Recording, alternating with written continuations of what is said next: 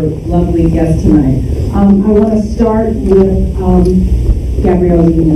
She's been in the business for a very long time, making movies, she's redefining television making, and she's playing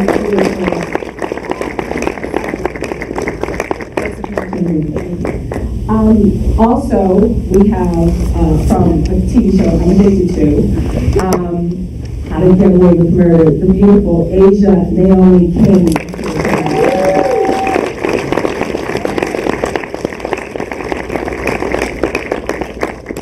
And we would not be here without one man whose singular vision we are really celebrating tonight.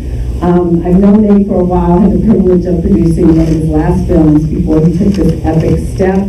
He is the writer, the producer, the director, and the star of The Birth of a Nation. Give it up for Nate Culver.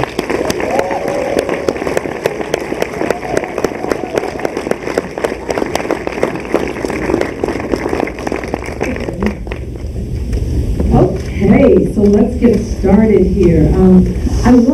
I reached out, and by the way, this is so exclusive, like no one's getting the glimpse of the movie that you're going to get tonight. We have 3 amazing clips, which we're going to get to. But just to talk about the process of bringing to life a passion project. What does it take? How did he do it? Against all odds, and where it's ended up today. So we're going to go through that process. A lot of people have a dream project. I'm interested in how this became yours. Nat Turner was not a name that a lot of people knew. They didn't know that the uprising was one of the most significant uprisings in history that changed the course of history.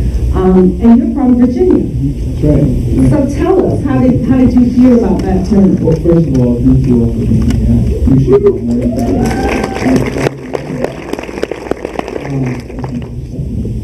She won't tell you, but she's been like a mother to me in this business, a sister, a friend, at different times. And she was one of the very first to support me reading script, and she came to the first, viewing, gave notes. So lucky. Yeah, so she's here's my heart.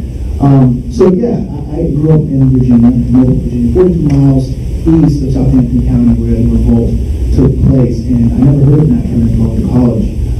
So imagine, growing up in Norfolk, learning about Eli Whitney and Cotton Gin and Honest Abe and all the people who saved us. We were just trampled for their feet, and they said, enough is enough, we don't understand. And that was my history. And then when I got to college, got an American Studies class and learned about Nat Turner, who's something really cool, in D.C., Edward Prosser, David Walters Peel, and I became bitter. I said, wait a minute, if this is history written in the books, but it wasn't. Oftentimes we're so desperately miseducated when it comes to our heroes. And it boils down to that. I didn't have a hero outside of those who bounced balls and threw balls and caught balls. But no one that I could look to that was a symbol of freedom and sacrifice and excellence. So when I came across Nat Turner, well before I was a filmmaker, he became my hero.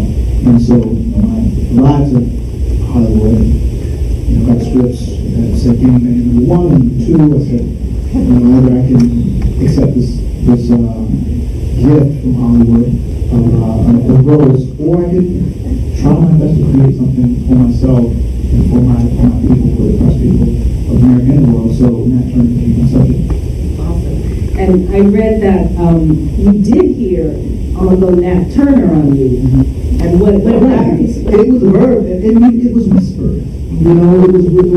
There was no context as to who he was. And I remember hearing his name, but not understanding the importance. I had no idea. I heard he was a preacher, I heard he was a rebellion, and I learned what happened to his body. These were all things that were inspiring to me, because I felt he made the ultimate sacrifice. It made it easier for me to make the film, because I knew no matter what I did, I wouldn't have to go through, the toil he did. Right. Okay, so you found someone that really spoke to you, a character, a human being, and then how important was research?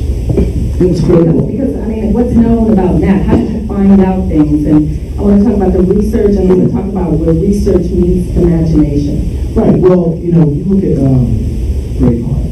You look at Schindler's List. You look at these pinnacles of achievement that deal with a group of people and their plight. And when you go to the research, you ask yourself what's there. I did the same thing for the national. I know I went to a great part type story, something that ended with triumph. You know, I would say this film isn't a film about endurance. It's a film about liberation. It's not a film about slavery. It's a film about freedom. And it was very, very specific in writing. There are a number of books about Nat Turner, but the only book that people seem to give him credit to is the one book that was fiction, which is Silence and Confessions of Nat Turner, which he wrote as a work of fiction, which won Pulitzer. So people even today will say, "Oh man, I read Stein's book. I can't wait to see the film." I'm like, "Wait, man, so I read a number of books, from Drury, C.D. Oaks to Johnson to there were a number of books that dealt with subject matter. And what I got the most out of were the books and research that dealt with the climate of Virginia during those years at that time. The racial climate that was happening, the way slaves were, there was a drought. You know, in my research, I learned that there was an actual eclipse. You know, and he actually prayed to God and said, maybe it's not going to eclipse happening. If you can imagine all the things, but there was a lot of work that went to a lot of research. I hired a researcher who was a doctor in archaeology out of UVA, who was a professor, historical professor, who helped me a lot. Also went out of Tufts that helped me. So I reached out to as many places as possible. I went to Virginia, went to Southampton County, met the county clerk, who was actually a descendant of those on the opposite side of the revolt, of those who were killed. And he wrote the death certificates, records, stuff like that. So how long are we talking? How much research did you do? How many years? Yeah, I'm not 8 years in the project. Right. About 4 years. Before you started to even write the script? 2 years before I started writing the script. Then I started writing 2 years more. I went back and met with descendants. There's so much information in this space. I went to a place where he was hiding in these small caves. It was so much in Virginia. Wow. So set up for me, we're going to talk, we're going to see a clip from the movie right away. I'm not going to keep you waiting. And it is the moment when he meets his future bride. So can you set that up? Because was that something you read? Did you imagine that? And yeah, so we know he was married to a woman named Sherry. We know that she was bought at some point by the Turner family, and they fell in love and he married on the plantation. And in my research and dealing with relationships between the enslaved and how they were reduced to children, the way that they were dealing with each other, I wanted to explore that. What is the relationship like? And I talk a lot with Asia about it. Like, what is that relationship between two people that don't own themselves, that don't own their bodies, that can't control their coming and their going, that he can't protect her in the sense of her being the property of someone else. And how does a relationship like that come to be? You know, you don't see someone in the street say, "Hey, how you doing? What's up?" You know. So in this specific clip, Nat is on a trip into town with his owner, Samuel, and something is happening. And the way it's written, the way he perform it, he is not looking for a bride. He's looking to use his wit and his quick thinking to save someone that will surely have a devastating end if he doesn't step in. And Asia, how did you prepare to play this role? Well, I mean, it's the kind of thing that it's like, oh, you know, this person is real. You want to honor that. You want to respect that. And so much of the preparation and planning has to do with the environment that you're in. You know, when we were shooting, just the energy in the space we were. There's a blood memory, you know, and it fills you once you're there. And there's something about that you can't escape, you know, that feeling of this was reality for so many people. And now you're walking on the same ground that they are. I did do a lot of research looking for hints about Cherry and what her life was like, and there isn't a lot of information about her, which was kind of exciting for me because then I got to invent a lot of it myself and in a way kind of make a journal of what her life was before she moved to that plantation. And I was able to invest in that to create this character for myself. And then beyond that, so much was the costume and the hair and first day of shooting, which was, you know, the first time you see her in the film and they meet. I mean, That was the first day of production? That was my first day of shooting. My first day of shooting was standing on top of an auction block. And genuinely, I was terrified. I didn't know what I was going to do. I didn't know how I was going to feel. Well, actually, I had a very strong idea of how I was going to feel. I didn't know how I was going to suppress that emotion in order to do what I needed to do. Because Asia, really, my idea of standing on an auction block, there was something just so horrible and terrifying about that, and I'm sure it was for Cherry as well, but I think Cherry's stronger than me because Cherry's been through so much more than I have. So even though it is devastating for her to be up there as well, she is innately a fighter. And that's what I love about her. When we first see her, yes, you are seeing someone who has been damaged, but she's not destroyed. And so I wanted to be able to honor that and invest in that truth. Just real quick, I just wanted to say, so as you can see from that clip there, that reading that in the script, that was such a powerful moment for me because knowing that their first interaction, it wasn't for him this moment of like, oh, you're so beautiful, I'm so attracted to you, like I wanted to buy you because I want you in my life. Like, no, it's something more human than that. This desire to not watch one of your people just to not sit idly by and allow someone to be taken in that way, to not be culpable of that, because in doing nothing, we are as guilty as those that do the error in the first place. And so it's one of my favorite things about the basis of their relationship, that it wasn't this like oh girl, you know. It wasn't a cute meet, right? Exactly. It was an act of resistance. Yes. Yeah.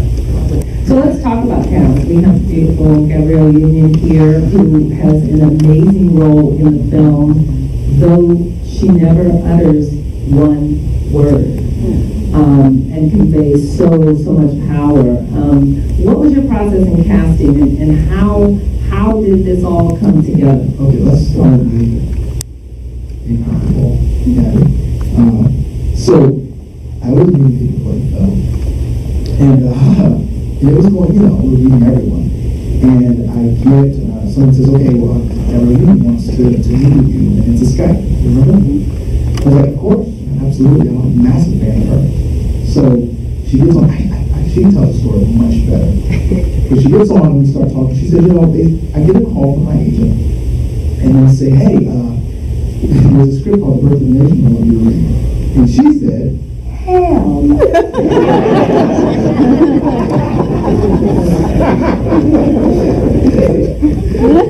And so then they say, no, it's not what you think. Just give her a read. And she said she starts reading, she realized that it's not turning.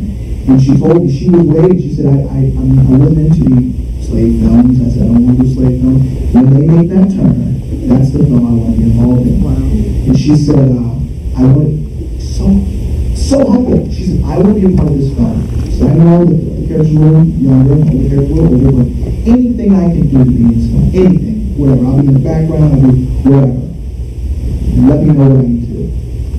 I said, well, that's good. Doing the job? Yeah, boom, and basically so I'm gonna let her talk. She's a massive star, arguably a big star in our film. She has more name value, recognition. She's done more. She's been in the business longer. She's gorgeous. She's talented. She's really. I like following her on Instagram. Just like the things that she got really talented.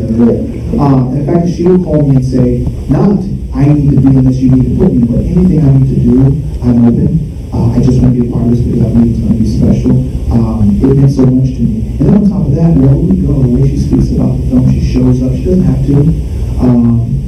I'm so honored to have her as a part of this film. And it feels like that was the energy that we had, people that were humble and they wanted to serve this project. It was understood. It wasn't about me. It wasn't about me making a great film. It was about something that we can do legacy-wise for our children's children, so they can have a different experience than we're having right now. But I want her to speak a little bit about the casting process from her perspective, but I did not read her.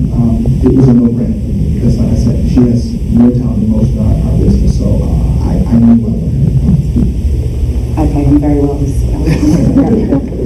No, you know, I think with all of us, a lot of the scripts that we did, they're a lot of times about the Black experience, but not of the Black experience. And a lot of times you miss the humanity. And the times that we're living in right now, I can't afford to be a part of a project that does not showcase, not just show, but showcase our humanity. And when we realized that the perfect role was Esther, and I don't even know if you knew my history, and I'm a sexual assault survivor, and going into it, I thought, it's too close, it's me. And then, who better than me? Who's carried this for decades? Me. I think I'm the best person to show the humanity of Black women, of sexual assault survivors, of survivors of destruction of our bodies. But the process was terrifying. I mean, I was in a cheerleading movie. It's like, this is a big, I don't want to be the person that screws up, you know, Nate's film. And I certainly do not want to screw up the story of Nat Turner. So I dove in, and, you know, Esther had lines in the script, and we decided, partly through my experience, that sexual assault survivors rape victims don't have a voice. You are stripped not only of your dignity and the power over your body, but of your actual voice to not just to object, but to seek justice, to seek anything. Gabrielle, give context to your character. They haven't seen the movie, so who is Esther? So Esther is a character of Coleman Domingo, the character of Hart, played by Coleman Domingo. He's my husband, and during the course of the film, you see her sort of around the plantation. You see her getting married. You see the joy in their marriage. I asked for the wedding thing. Yeah, you see the joy in their marriage, the closeness, the humanity. I keep coming back to that word. And then one fateful night, they needed extra help in the house, and We'll she leave was it there. And so, and just to finish on casting, Yes, please. you know, I was very, very intentional about casting people that understood what we were trying to do. The good news that I raised my own money, so I didn't have any demands. I didn't have anyone on my shoulder saying, this is the person we have to hire. This is the person with the name value. We were funded, you know, before we had all our cast. Coleman Domingo was my very first hire. I saw him in a play, Blood Knock, in New York City, and he blew me away. And this was before I had money. This was when I had a script that no one wanted to read. And I said, I'm going to throw out that Turner, and you're going to be Hart. And he knew who Hart was, which was confirmation. So for a while, it was just he and I attached. Arnie came from, you know, my former agent. His colleague had Arnie as a client, and I said, you think Arnie? And, you know, people said, do you think he can, you know, go there? He's like, good looking. And Arnie plays Samuel Turner. He's very good guys, like 6'5", like model. They said you can pull it off, and I, you know, sent to the Army regular plane, he landed, and I need to meet, and he asked me if he could do the movie. I was like, this is bizarre, yes. And I said, we're going to have to deconstruct your everything. So stop cutting your hair today. I said, okay. And I immediately reached out to the makeup people and got teeth made for him and myself. And he grew his beard out. He's one of those people that can grow hair like the same amount as his chin, like on his chest and his stomach and his arm. He was like a caveman. So his beard went from his chin all the way, it was this thick, up to his chest, all the way up his face. It looked so bad. But it worked, you know, for what we needed. People were open to transformation. And that's what I wanted. No one was trying to be cool. I said, we can take off our cool. And you see these beautiful women, when you see them there, they're not in makeup. You know, they were open to the idea and they look the same. It's hard to even believe that. They were just as beautiful. I'll say it. You know, I'll say, we're doing this without makeup. They were like, no makeup? I was like, yes. Didn't have makeup back then, but yeah. And I remember when we did Beyond the Lights together, and we were, after the movie, they said he's not acting until he directs his first film, The Birth of a Nation. And of course, we had to go through all of the selling of the movie and all the photographs. How do we call it, Nate going, Nate? Can you maybe trim it up a bit? It's true. I had a big beard mustache when I was preparing for that. And Gina, Prince by the way, called me and said, Steph, you Yeah. gotta go in there. You gotta go in and then she finally called. She's like, you know Gina? She is just Gina Prince by the way, yeah. one of the best directors in the game. She was like, Nate, I need you to shave. And I said, I can't. I said, this is He great. said he couldn't, and he didn't. And I went, and I did. And That I'm was trying to. passion. I mean, that's just a glimmer. We're going to talk a little bit about more about how you prepared to play Nat. But I did want to acknowledge in the audience, we have 3 other cast members in the audience. If you could just stand up so people can see you. Jason Stewart. We have Katie Garfield and Scott.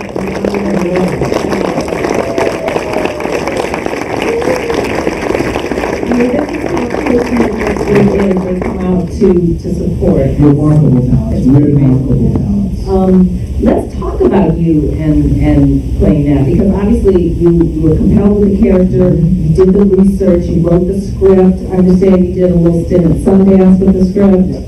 You got to a point where, when did you decide, or was it from the get-go? You were like, I'm Nat, and that's it, or did you come into that understanding? Well, I never could imagine anyone else playing it. I knew that he's my hero. He is my hero. He's been my hero since before I was an artist. I didn't always know I was going to direct, but I knew what the story needed to be.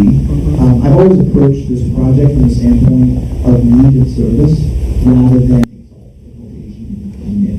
ego. You know, I said this movie needs to exist, not just for the heroism of Nat, but for the heroism of the women in his life. For all of the bodies that were taken and broken, and for all the bodies that stood and then were taken and broken. And so in portraying Nat, I actually did a workshop with Nat at the master's class where I directed myself for the first time. So I went to camera equipment, I did my own lighting, my own everything. I literally, lights, gels, everything. My own singing. How far into the process did that happen? Did you already have the money? No. Okay. I never had When it. was it? You just planning on I didn't have the money to directing yourself? Yeah, that's the thing. You know, anyone that is a filmmaker, the one thing I will tell you is that if you believe it is, it is. Oh, amen to that. I believe that too. The money doesn't make it real. Your belief makes it real. You know, your sacrifice makes it real. I didn't have money until I moved to Savannah. And even then, everyone was terrified because I moved to Savannah with no money. You know, and I don't mean the money just for the film money wasn't there, but I didn't have any money. You know, I burned all my savings, you know, from traveling around, location scouting. I hired a production designer, hired a location scout. You know, I spent all my own money. You know, I fly all over the country asking people for money. And filmmakers, who's out there with filmmakers? Raise your hand. All right, I'm gonna give you a tip. Okay, when if you ever have to raise your own money, right? If you're producing, you raise your money. I'm gonna give you a tip. Never, ever, ever let anyone you're asking money from pay for anything, ever, because that is their trick to get off the hook. You guys got it? So if there's someone in Seattle that you hear has money, they're gonna need you. You know what you do? You fly yourself to Seattle. You get your own car, you put your own stuff up, you pay for your own meals, and you pay for his meal, and then you ask him. So if he says no, he said no. He can't say, you know, I brought him out. I heard him out. But it wasn't for me. He has to say, man, the guy came out here on his own dime. That was a $2,000 trip, and I owe him money. So I think that the game for me was about sacrifice. Like, how do I sacrifice more? Even at being Nat Turner, how do I sacrifice more? The research said Nat Turner was never going to have a gun in his pocket, and he was never going to drink alcohol. So I gave up alcohol, and I was already broke. So, so we were good. But, you know, in getting here, the last thing I did, and you guys know this, so we didn't have the money. A lot of people thought we did have the money. And everyone had committed, but no one put it into escrow. And the bond company doesn't let you touch the money unless everything is in this one account. And everyone just seemed like they're doing it in cold feet. So, okay. So I wrote my wife, I was like, okay, we have, how much money out of the bank? It was like $3,800. take that and like run the property. So we called out there, the location, got found this house, we rent the property, we go out there, and I called her, I was like, all right, everyone. Basically called me, made a call, it's like, just to let you know, I'm in Savannah, I'm in prep. I don't know what you guys are doing, but I'm getting ready to make this movie. And I'm thinking to myself. First day, he freaked out. He jumped in his Jeep on his own dime and said, no director of mine can be by himself. Just Dutch. He drives down. That just fantastic. Francine Tantra was a costume designer. She came, she took my measurements so she could start making the clothes. My line person was livid. Because he, usually travels with his whole family and, production takes care of it. So the first week of prep, we were in first week of prep, we were in like an Econo Lodge kitchenette with printing out of like the downstairs office, all of our breakdowns and stuff. And then someone exposed $1 million. And then we were in full prep. Wow. Okay, that's a good story. Should we watch another clip? Okay, should we just surprise him and then walk out? Okay, let's talk about, do you want to talk about that scene a little bit? Because it's so beautiful. I mean, there's so much going on there, and just, I'm sorry, but, an independent film that we self-financed, raised all the money for, the detail, the clothing, the set deck, the vibe of it is so rich. I just need to hear more about that. Well, I learned very quickly that filmmaking is in the prep. I never went to film school, and I never knew how to direct. I paid very close attention to my acting jobs. I asked a couple of directors that I liked if I could sit behind them and if they could give me advice. But in preparation for this film, I reached out to all of the filmmakers that had done either filmed similarly or had some type of skill set that I desired. I reached out to Mel Gibson, who obviously did Arclight doing Braveheart, and actor Braveheart, and he responded. He met me, read my script, and he sat for about 3 hours and literally gave me a checklist of all the things that I need to do, and all the advice. He even called me from Australia the day before my battle sequence. I had one day to shoot all my battle sequences. Oh my God. Yeah, and he called and said, how you doing? He had the deepest voice ever. Really? Got the red blues. I was like, no, I'm good. Like, oh, you're doing fine. He reminded me of the camera angle, so I had help there. I reached out to Ed Swift with Big Glory. He read my script. He invited me over to his place in Santa Monica. He walked me through all his battle sequences. He taught me the importance of like smoke in the foreground. One trick he taught me in the scene when we were shooting in the armory. He said, get them to grind up a bunch of cork. He said, you get a PA or someone behind the camera, and every time the shot goes off, have them throw a handful of cork. And it'll affect the camera, it'll affect the walls, it'll bounce off, and it'll make the film dynamic. All these people, I said, look, I went to my agent, I said, who's the most efficient director in Hollywood? They said, Steven Soderbergh. Sorry, you shot Steven Soderbergh. He said, yes. Now, mind you, I wasn't big anything. But they said, yes. Don't be afraid to write a letter. When people receive letters and it has their name on it, and it has an ask, and you say nice things about their work, and you looked at it and watched it, they say yes every time. Not one person said no to me for support. But that's where I got my skill set. And they all said the same thing. Prep is where you make this movie, or you break this movie. So with that scene in particular, the bond company first couple of weeks, they thought I was going to fail. So they said, first 2 weeks we have to have a conversation about where you are. And you're probably going to have to cut some scenes, and you're probably going to have someone come and help. I said, okay. But if I do make my days, there's some things I want. And I think they thought I wasn't going to make my days, so they said yes. They didn't blanket yes. I said, and the remote head, which I used in that scene, which, we did that across the fire. I wanted a crane, techno crane. I got that in for the hanging scene in Ascension. Spoiler alert. I made a deal. And I made it every day. I didn't drop a scene, I didn't drop a day. So I was able to get these things done early. So, someone drove up to Atlanta, came back down, we went in, so we were ready on that day. So it wasn't me figuring out how I was going to glide across the table. They built it. I already had that thing built. We were able to do it. So you went to experts that you admired, reached out, asked for help, they gave it, and you used it. Yeah, don't be afraid to ask for help.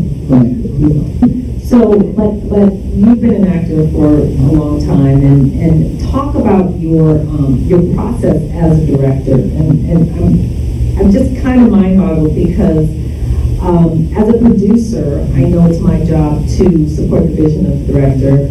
Can you talk about your producers and how how you look for producers, what producer skills were you searching for.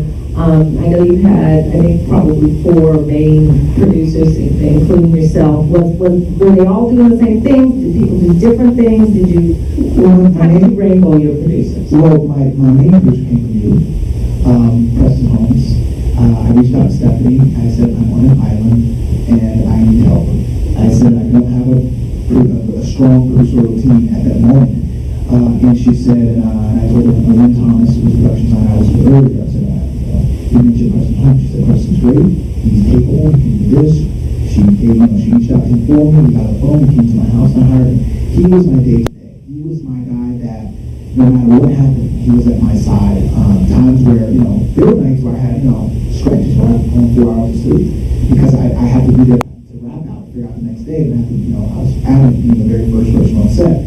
So there were times where I was so tired that I couldn't really, all I could do was the job. I couldn't communicate properly. He was right there with this is what he needs, and this is what he needs. So it was very helpful. And I had some, my producers early on were helping me meet with people who could help me raise money. A lot of it came down to my crew and my cast. I never felt alone. There were times before we got to set where I felt like I'm raising money on myself. Money would come in and it would fall out. They would come in and it would fall out. And it was exhausting. But once we started shooting and I knew what it led to, I'm telling you, I told you this before, I would be directing and producing and rewriting all at the same time. Like, do that. That doesn't sound right. Do this. Action. And I'd look in her eyes and I would be present. She was it wasn't her cell phone. I don't think you brought your cell phone to set. Wasn't there no cell phone? There was some no cell phone policy. Some people might be told more than once. No one on this panel, or the audience. But I'm so grateful, so one of my actors has a wonderful show called Being Mary Jane. And to get her, we got to work around her schedule. And then we got to the point where it looked like it wasn't going to work. And she just thought, this isn't enough. And we showed up. She did that for us. Oh my God. Because her producers told us we don't think it's going to be able to work. And so I was preparing myself to deal with the fact that we didn't have her. And then another call and said, well, she's just leaving. So she literally just left her show, showed up. What can they do without Mary Jane? Yeah, exactly. She showed up. How can a show on BET stand in the way of Birth of a Nation? It's our history. Let's figure this out. And that's exactly what she figured it out. Exactly what she did. So, you can imagine, she came in for 2 days? Was it 1 day? It was 2 days. 2 days. Wow. In the most difficult scene, she just showed up, they did all the stuff. She was so humble. And everyone was like, that's Gabrielle. Did you see her? And she transformed, She never complained. She never asked for anything. She was always on set. She didn't leave when she could. She stood off to the side. And I remember just thinking, this is what it's about. Like, I don't know if I read the experiences again where everyone comes to work and no one brings their ego. But that's what That's you. And for the directors out there and producers, Nate's level of preparedness was impeccable, down to the minute. He knew exactly what was going to happen, where you needed to be. There was no idle time. There was no BS. There was no ego. There was no pissing contest. It was all about the work. Everyone was focused, but it really came down to his level of preparedness and his shot selection and how he gave himself a certain amount of time to get each shot, and he got it. And there was never that moment of we're so behind. Like literally, they're like, you're going to be on set at 3:44. A lot of times I'm leaving from my set in Atlanta, flying into Savannah, and literally going right to set, and we had to have it down to the minute to make everything work, and it was down to the minute. So when you're on set and money is an issue, you want to keep your actors happy and prepared and ready to go. Be prepared. I can't say that enough. And also, I understand that you wrote an email at night, you had an inspirational conversation with your crew in the morning. So I come from a coaching background in sports. So I took everything I learned from coaching high school wrestling to cassette as a director. You know, and I would say if you can coach kids from 14, 18, get them to operate their capacity and encourage them, inspire them, then surely you can do it for people who are getting paid. So,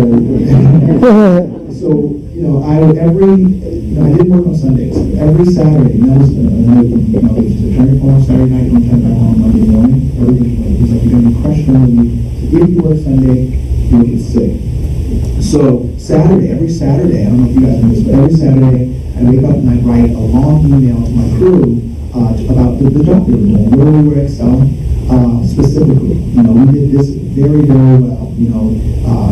We changed locations and we did it in record time. You guys kept it. I'm so impressed. I'm so proud. And I'm talking like 2-page letters.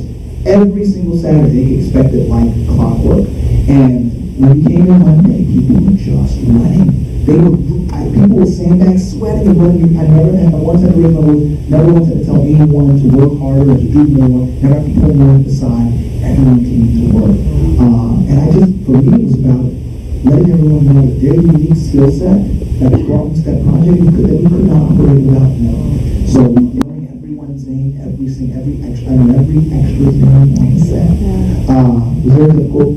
But that's what people appreciate. And in those big scenes, that's what people appreciate. You call someone's name in the crowd, and you see how long they will stand with no water in the sun.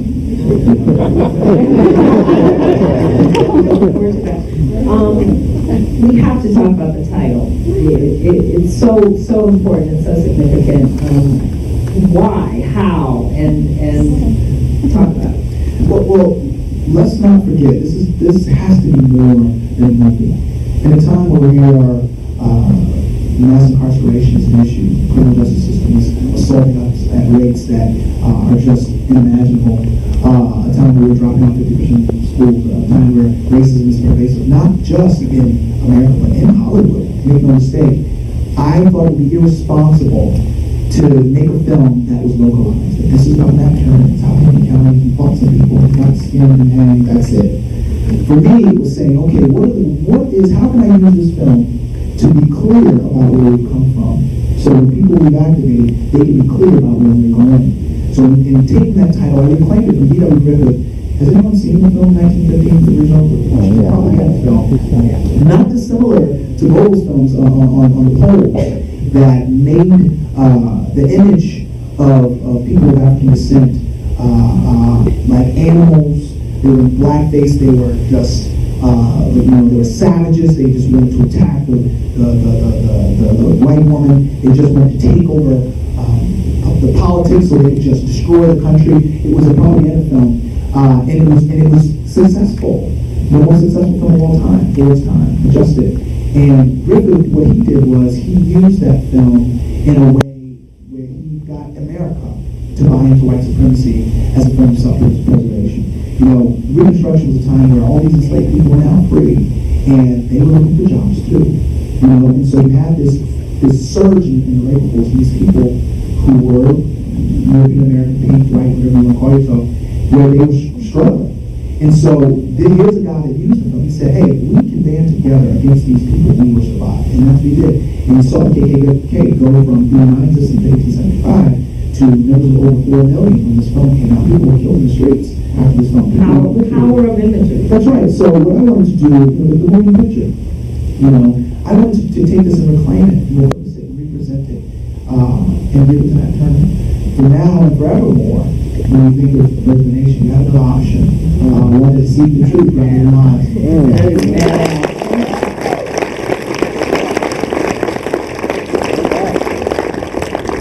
So I just wanted to get nitty-gritty for a second. We're going to see a final clip, which is just as good as the first two. But just talk details. So we shot in Savannah. Yes. How many days? 27 days. 27 days, 5-day weeks. 5-day weeks. And literally 10-hour days. Because wow. Yeah, we were crushed. But I try to make it so no one ever felt it.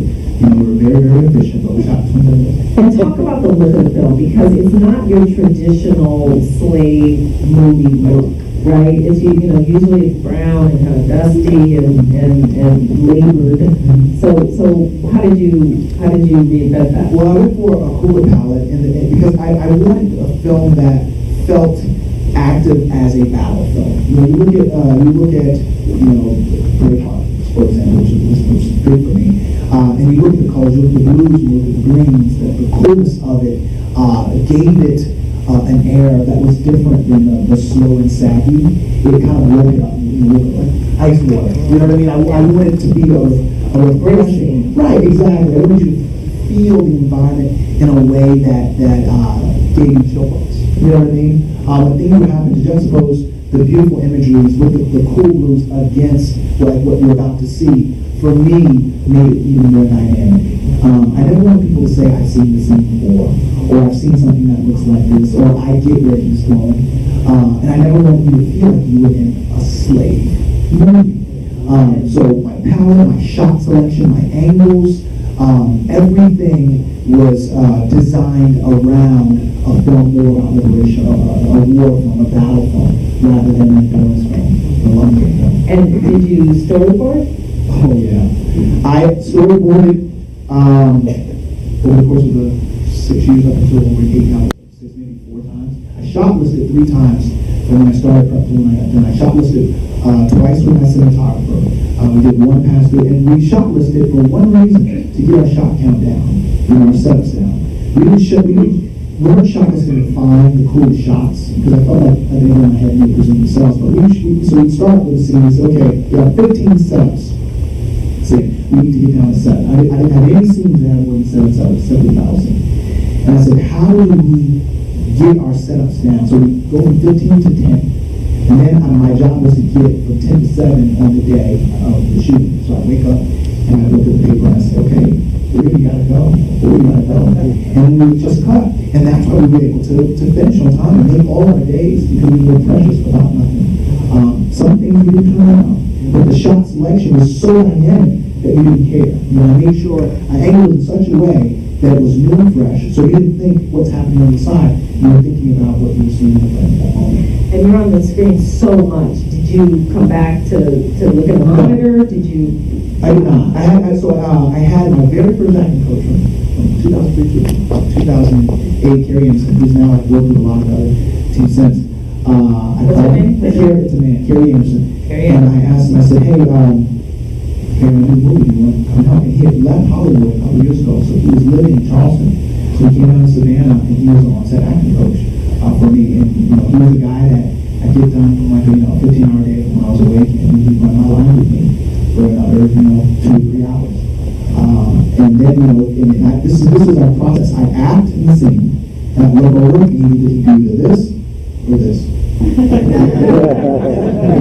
at that, I did this.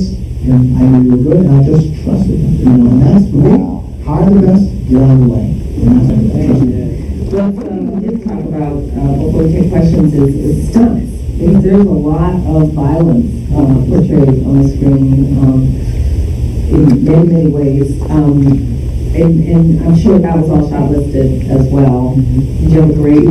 So I had a great stunt coordinator. His name was Gus Williams. And he brought guys. We would, after we got to shooting a couple times on a couple Saturdays, we met and we went over everything. Specifically the battle sequences, because we knew we had a fixed amount of time. We had 1 day to get everything. Okay, that is okay. When you see this movie, I cannot believe that was 1 day. 1 day, yeah. We didn't have a choice. So it's so funny. We had 3 cameras running at the same time. I told my cameraman, don't worry about getting each other's shots. We'll be able to cut around that. I had PAs with, I went to Walmart the night before, and I bought a pack of picnic table ketchup squeezers, and put fake blood, and to have PAs walking around, so during the battle scene, they could squirt blood, or they put in someone's mouth so they can cough blood. This is the time, but prep, I started, say, all right, cut, blood. It was again the woman, they catch blood, so you can see them cough blood, or something happens. I literally had it all written down, and that was one of those things where at the last, I couldn't sleep, and I went to the farm in the middle of the night that night. I was like, am I missing anything? I was like, that's where battle sequences get wrong. Like, oh, no run. Where's the run at? So I got up and I drove to Walmart in the middle of the night, got these ketchup bottles, and rode back and got him, build them up in hair makeup. And then became used. So it was that, like I said, the sub coordinator was remarkable. He went through every single sequence. I sat with him, I said, this is what I want to happen this one, A, B, C, D, F, G. He was like, you don't want that. I was like, no, I don't want that. Okay, good. A, B, C, D, F, G. And we had every stunt person, when they came, exactly what they were doing, because he was training them on his Saturdays and the off days. So when they showed up, it wasn't, how are we going to do this, And we're dealing with weapons, which is different, in a film where you have guns, it's just the quarter, what we call a quarter shot where the smoke comes out. We're dealing with axes and axe handles, people didn't get hurt. So all of that was prepared beforehand. So when people showed up, all the choreography was already memorized. And another thing, one thing I want to make sure we don't gloss over is the religious aspect of the film. Reality is that term was a preacher. It was the very book they gave him to make him hostile, the book that liberated him. And I always say, it's like a hammer. A hammer is a hammer. If it's used to hurt or assault someone, it doesn't make the hammer bad. It makes the person bad. Same thing with the Bible. These people, so many people used it to control, to decimate people, to decimate culture, to destroy the flesh, whether it be from people not concerning indigenous people in this country. In the name of God, they were just do all kinds of atrocities. And I think that speaks to the people behind the message of the faith, not the faith. And I want to be clear on that, because when you watch that term in this very scene, and he's using scripture the same way the other people, they're both using scripture. The one is using it to expose, the other is using it to destroy. But it's like, like it says, the darkness will never overpower the light. And that scene to me was, when I wrote it, was about that. It was about saying, these people can use this in all the way they want, but it doesn't take away the power that was in it. And that was what Matt stood up for, and he sacrificed on behalf. That scene inspired by him being with. Even in writing, even in performing and writing it, I wanted to be clear. And something I read earlier a long time ago, it says something like, "He who suffers in the name of Christ, should show the blessed." So him being beaten in front of everyone wasn't something to be sad about, because even the expression on his face, you could see that he realized that sacrifice was for something good, even in that moment. So just I remember when I was at Sundance, I said, "Hey, I'm a Christian. Are there any Christians in the house?" I was like, "Yeah, I'm a Christian, yeah." I said, "Great." I said, "Are you an African Christian? Are you a Christian like those who beheaded him and skinned him and crushed his flesh and ears?" And I was stunned. Because that's what we're dealing with. It's like, if you're going to claim faith, then walk in faith. But understand that people who use it for something other than what it's designed to do are not good people. And if you stand by passively, you're also complicit. And you brought up Sundance. Was anybody there at Sundance? Was that electrifying? I've been to Sundance a lot. I've had movies at Sundance. The electricity in the air, the fact that when the movie was over, how many people were on stage with you? Oh my God, all of them. It was like 60 people were on stage. It was unbelievable. I've never ever seen that. Everybody who participated in any way wanted to be there and was there. And then no. I mean, that's what I remember. I would change it for the words, but I don't know if my feelings I thought it was really important that some of these people that will never be on stage, will never be able to celebrate something like this. Got to do is I sent an email in the same Saturday fashion and said, "Hey," and I always say, "This is what's happening." I said, "Hey, you got to Sundance." I said, "Any of you that can make Sundance, we will get you a ticket." And he was like, "What the?" I'm like, if they can get there, and they're like, "I've been to Sundance. I know the game. You want to keep tickets to give to your friends. Why don't we give it to our crew members?" So there were people that have never done 100 movies, that have never been to Sundance, never been on a stage, got to stand with us and celebrate that moment.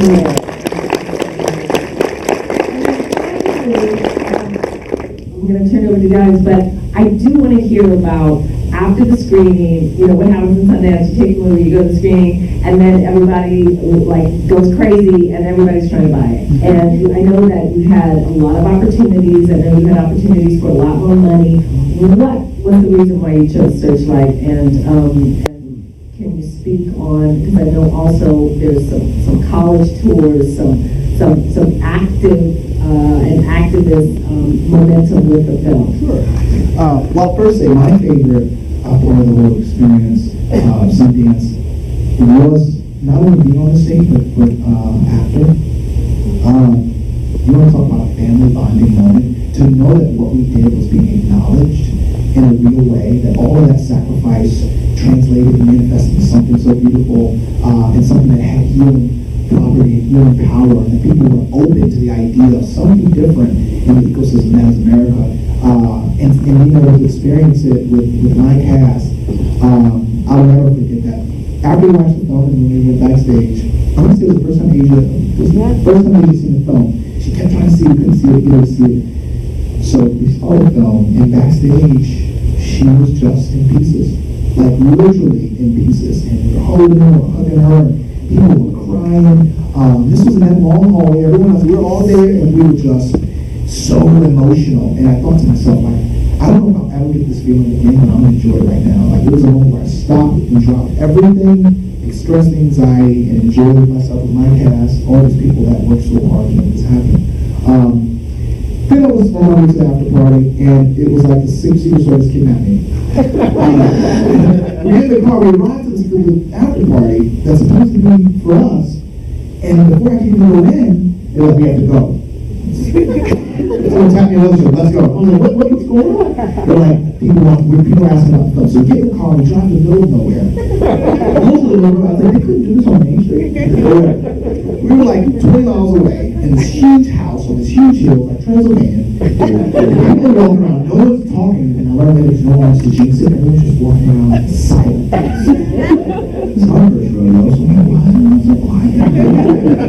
So they say, you know, had some movie, he said, well, we had a lot of interest in the film, a lot.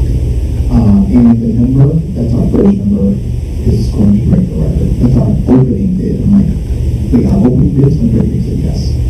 So, this is our plan. We go through our plan, and everyone came in. It was like a revolving door. People came in and did their bid. For the first time in my life, studios are pitching me.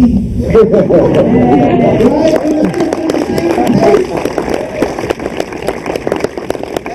You go in the studio so many times, you do the dance, and here they were, like 100 deep, and they were coming in buses, and I'm sitting here, and I'm just like, and I had a list, me being prepared. I said, okay, great, well, this is what I want. And I was clear, I said, I want a local release, and I want a wide release, and I think this is important for these reasons. So, whoever brought in knew that we were going to be very, very intentional about what we wanted. I said, I want a curriculum. I said, I'm not so concerned with awards, but I tell you what, I want if we win awards and things don't change and people don't see us going, people aren't happy here, we lose. You understand that? We lose. So we need a curriculum, we want a curriculum in every school, we want this film edited in a way that can go in middle school, that can go in high school. Yeah, you got to sign on that. And Searchlight did not flinch. They never, in fact, they were at times finishing sentences. I'd say I would have listened again because you did that. I'm like, okay, Steve and Nancy and the team and Cassandra, they were just so in line. And I always said the line I had, wherever I aligned with, I wanted to be in the same energy as we had in making the film. Everything I tell you about, the love that we experienced, the grouping, the night that we did the scene where Gabrielle had to be, go into that situation. There were more people, more grown-ups crying than I've ever seen in a play. It was like church at revival. You know what I mean? Like everyone was crying. The Candyman was wiping tears as he was going. It was so touching. And to see it happen, you can think about it. I'm not thinking about it too long because I don't think it. But it was just touching, something I will never, ever forget. So when we sold that film, I said, I want to make sure, I don't care about the money, but I want to make sure that it's in the energy, the line of someone who's within the energy of where we've been operating, so nothing changes. Because we're going to the fourth quarter. And out of it all, we had a lot of offers from a lot of people, and the money was really high. And we didn't take the highest offers. But I worked with a group that that had a track record for being respectful and having integrity with the characters. A lot of them did. But also, a group that understood the plan and had executed plans like that before and saw that this film was bigger than a movie and I hope it would be a movement. So we signed with Fox. It's not a movie, it's a movement. It's a movement. So,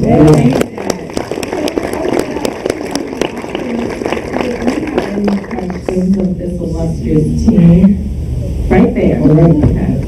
Yeah, just, okay. I can be that, Ivana.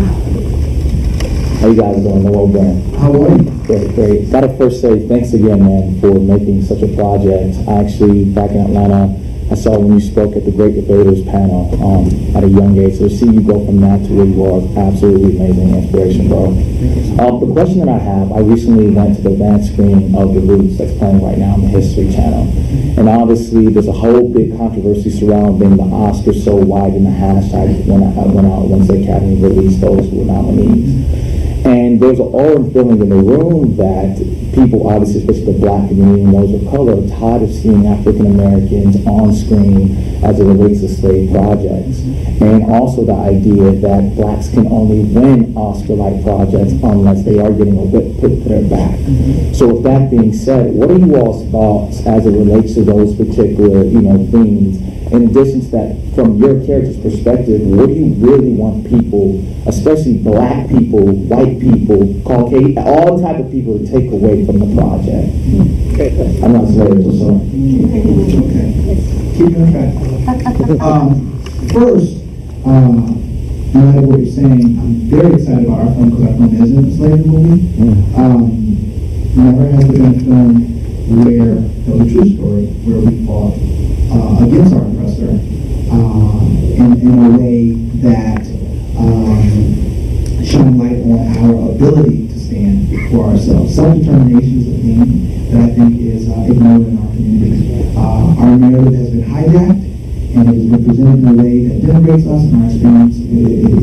It supports white supremacy and it completely snips us from our culture and heritage. This film starts with an African prologue where you see an African elder speaking power into Matt Turner. A couple things you've probably never seen. You're seeing an African prologues in a Ghanaian tongue with subtitles. A black man baptizing a white man. An African angel. And it's funny because before this, I thought to myself, I've never seen a black angel. Ever. It is even when, if you're honest with yourself, if I say close your eyes and say a quick prayer, but try to imagine what God looks like while your eyes are closed, the condition is real. So what I try to do with this film is, to your question, make it so it's like any other slave film that you've ever seen. It's a film that may start in slavery, and start in subjugation, start with injustice, but there is a very real attempt to deal with that injustice through resistance. It shows resistance is an option, and it's always been an option. That term is just one of hundreds of documented, moments of resistance. That's the first. Second, I'm glad we have roots. I'm glad we have one ground. If they need 10 more roots, it won't be enough. Why? Because we don't have a narrative. Our narrative is if you believe that your beginning, that you were born, that your people were born in the belly of a slave ship, then no wonder you won't be aspirational. There's no wonder you won't rise amongst your peers. We've been disconnected from the continent and from Africa. That's our home. We are African. Hello.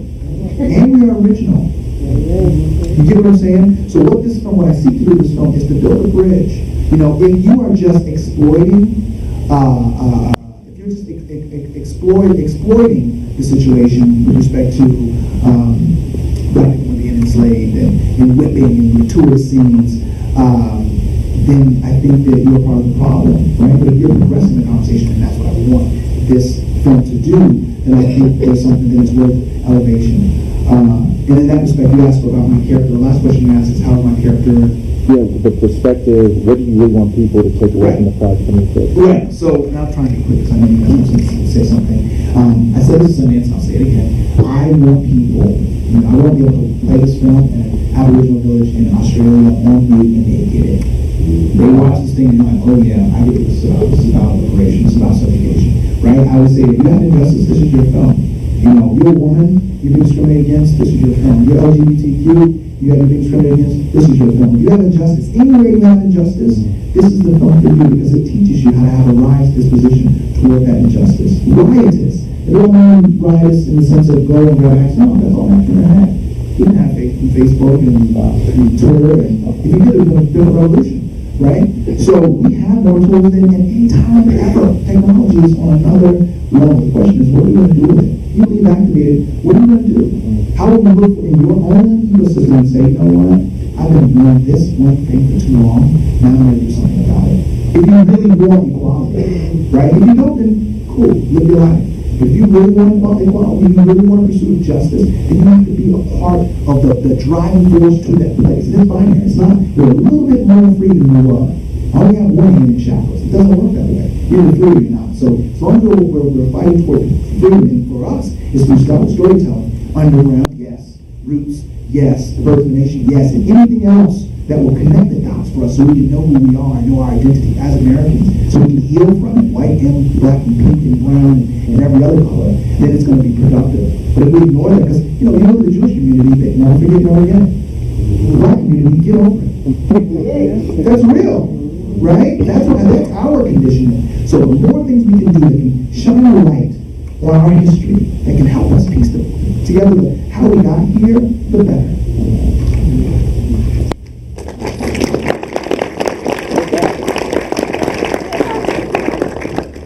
Hard to follow him and say anything. Gosh, I am still in such awe of my director, scene partner, friend.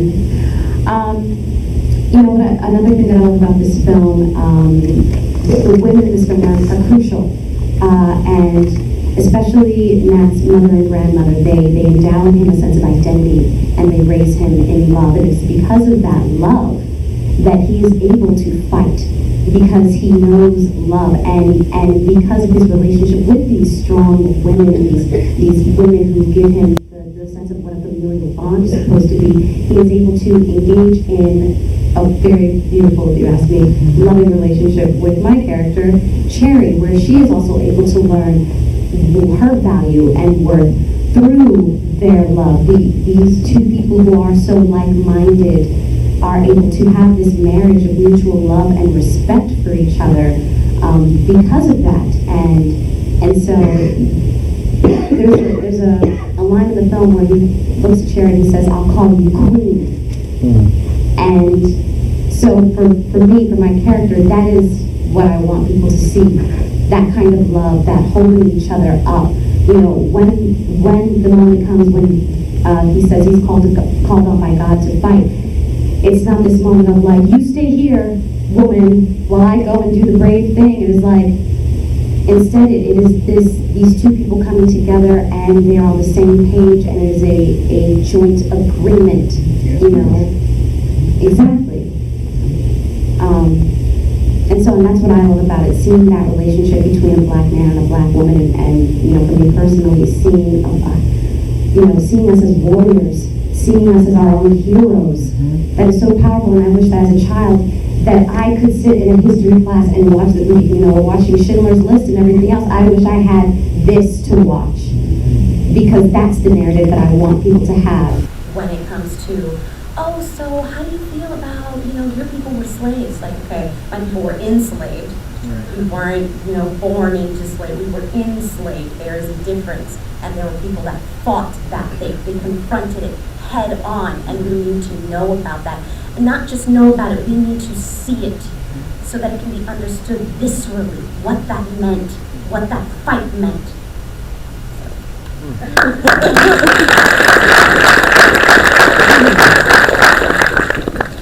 I don't know if how many of you guys are on Twitter, but it's so timely, right? That as Roots is premiering, there's a fierce debate about the questionable killing of a gorilla. So much of our society could see the humanity of an animal. That animal did not deserve to die. Not on that day, not on that. But we still are demonizing a 12-year-old boy shot within seconds for the sin of being a child in an open carry state. Oh, mind you, we can't let that be lost on us. But we can't see that child's humanity. We need Roots. We needed 12 Years a Slave. We need Birth of a Nation. Just like we need Dope. and you're white people, and we need more, because somehow there is a disconnect between our breath and our worthiness. So if you were one of those people that were like, Cecil the lion, and took the time to tweet and make memes and sign petitions, but have no idea who Sandra Bland is, please mention that the next time anyone questions why we need these narratives.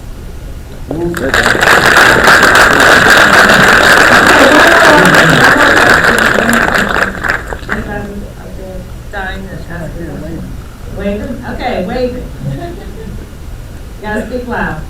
First of all, thank you guys for coming. I really appreciate your presence here. I'm a film student at USC screenwriter, and I have to commend you for your commitment to your faith and to the story and to our community. I think it's very refreshing for me to see as a young artist.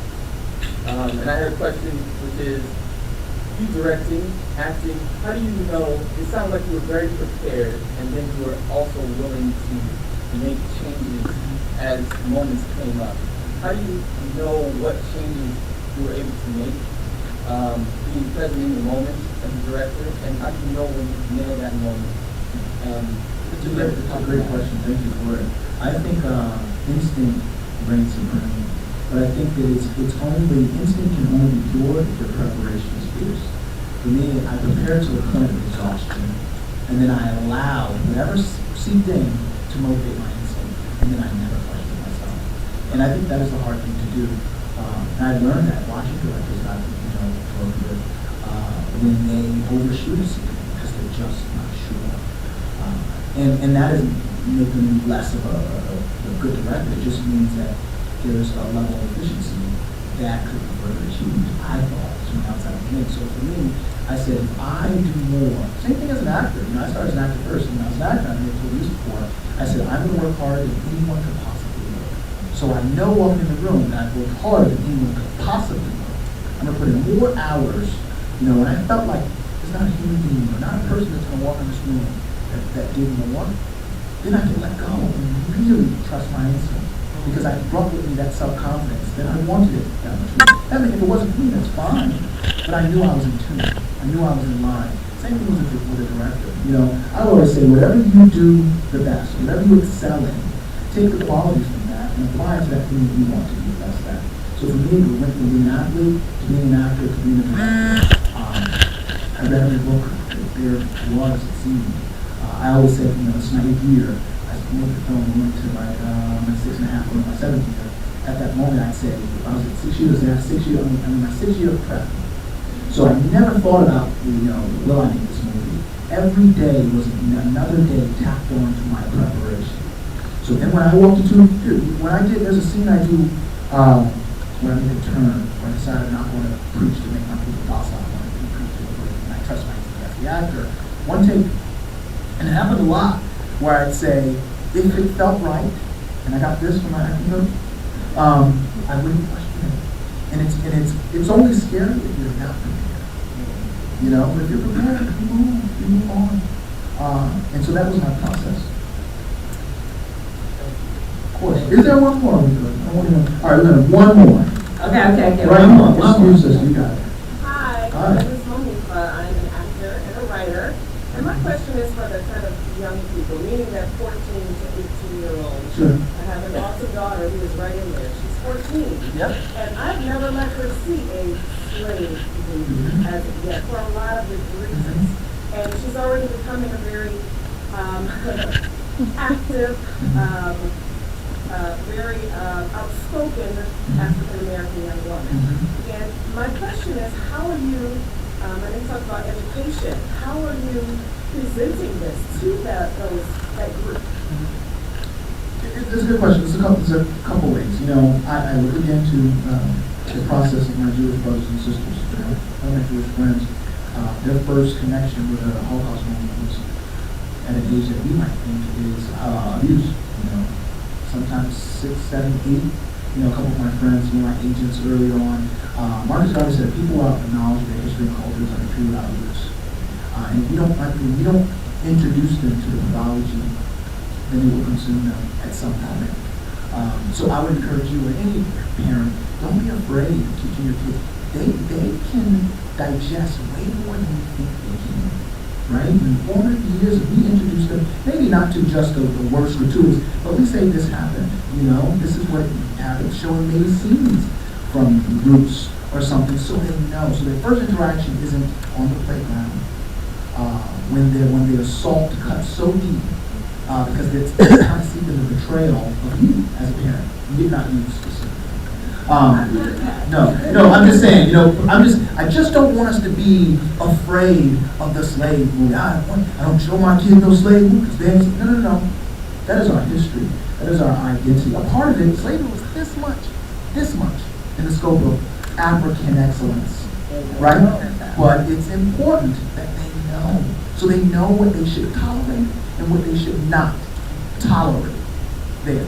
Now, for the 14 though, one of the things I asked Fox for, and they were very open and they embraced it and they helped them in the process. I said, if we make this film and it's successful amongst people that are like in this room, but the 14-year-old kid in Bed-Stuy on the corner has no idea that when we came in, we lost. We failed ourselves and we failed our community. So I said, I have an idea to be inspired by album. So we would screen the film, which we've done, for a number of contemporary artists, and based on, I don't know if I'm allowed to tell you guys this, don't tweet it. We're going to be making an announcement soon. But we went out to a lot of the artists that are at the highest level, that design pop culture, and we got them to submit songs based on the feeling they have in the film. So we put together a contemporary album. So if I'm doing, Jim Fallon with X, artist, and he comes on a performance and he sits down and he says, that song can put me in this movie, and I thought about the things of now, and the person goes, so I made this film I made this song because of that. And the kid is like, wait a minute, so this guy actually cares about that movie? Then we drive the feet to that film in a way that young person can be affected. Because once you see the things you see in this film, you can't unsee it. And then over the course of time, you're able to internalize it and understand it better. So. I am so inspired. I hope that you are too. Please give it up for Gabrielle.